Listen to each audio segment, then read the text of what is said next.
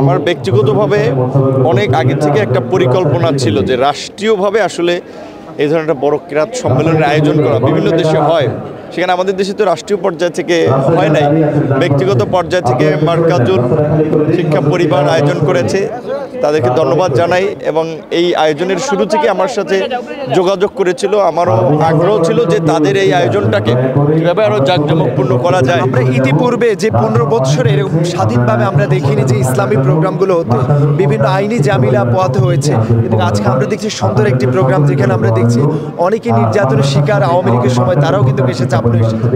এটাই নতুন বাংলাদেশের প্রতিচ্ছবি যে এই প্রোগ্রাম করার জন্য ওসির কাছে ঘুরতে হয় নাই, ডিসির কাছে ঘুরতে হয় নাই, এখানে কোনো বাধা বিঘ্নের সৃষ্টি হতে হয় নাই।